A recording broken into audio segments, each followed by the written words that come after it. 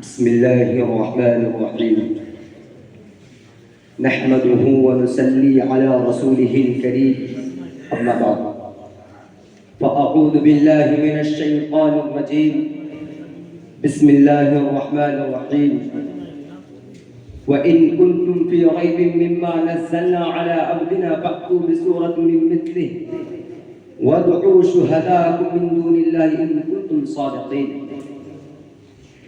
حضرات حکم مستحکم اور رفقائے بس، میں نے آپ حضرات کے سامنے قرآن پاک کی ایک چھوٹی سی آیت تلاوت کی ہے، جس میں حق تعالی شانہ نے ارشاد فرمایا ہے کہ یہ قرآن جو محمد عربی صلی اللہ علیہ وسلم تمہیں پڑھ کر سناتے ہیں، اس کے علوم و معارف تمہارے سامنے بیان کرتے ہیں، اس کی صداقت و سچائی کا اعلان کرتے ہیں، اور تم یہ سمجھتے ہو، تمہارا خیال یہ ہے یہ اسی کا کلام ہے، آسمانی وحی نہیں ہے، میری طرف سے نازل نہیں ہوا ہے، تم میرے حبیب کو جھٹلاتے ہو۔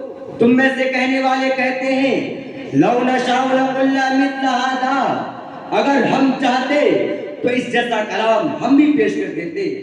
تو آؤ، تمہارے لیے راستہ صاف ہے، تم بھی انسان ہو، تم بھی اسی خطے کے رہنے والے ہو، طلاقت لسان تمہاری مثال نہیں، فصاحت و بلاغت میں تم امام ہو، تمہاری ادنا سے ادنا شکریہ بھی شعراء و ادبا کی مجلسوں کلبلی مچا دیتی ہے۔ تم نظم و نثر کے استاد ہو، ماہر فن ہو، اس جیسا قرآن پیش کرو۔ حضرات، نبی علیہ السلام کی زبانی خداوند قدوس نے چیلنج کیا، قل لئن اجتمعت الانس والجن على ان يأتوا بمثل هذا القرآن لا يأتون بمثله ولو كان بعضهم لبعض ظهيرا۔ کہ اے محمد صلی اللہ علیہ وسلم، آپ کہہ دیجئے کہ تم یہ کہتے ہو یہ انسان کا کلام ہے، اگر تمام انسان اور جنات اور کائنات کی تمام مخلوق اکٹھا ہو کر اس جیسا قرآن پیش کرنا چاہے تو پیش نہیں کر سکتی، چاہے ایک دوسرے کے حامی مددگار کیوں نہ بن جائے۔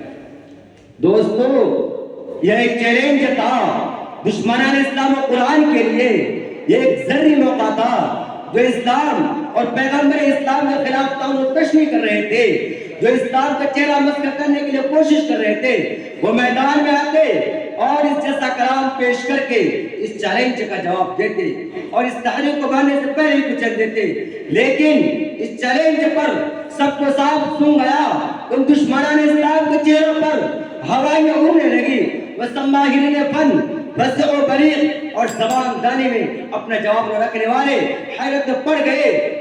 پھر حق تعالی شانہ نے اور نیچے اتر کر فرمایا، اگر تم پورا قرآن پیش نہیں کر سکتے تو اس جیسی 10 صورتیں بنا کر پیش کر دو، اگر تنخواہ نہیں لا سکتے تو اپنے عالمی کانفرنس کر لو، اکیڈمی بنا لو اور تمام معاونین کو بلا کر اس کا جواب پیش کر دو۔ ارشاد فرمایا، ام یقولون افتراہ۔ میں نے چند باتوں پر اپنی تقریر کو ختم کرتا ہوں۔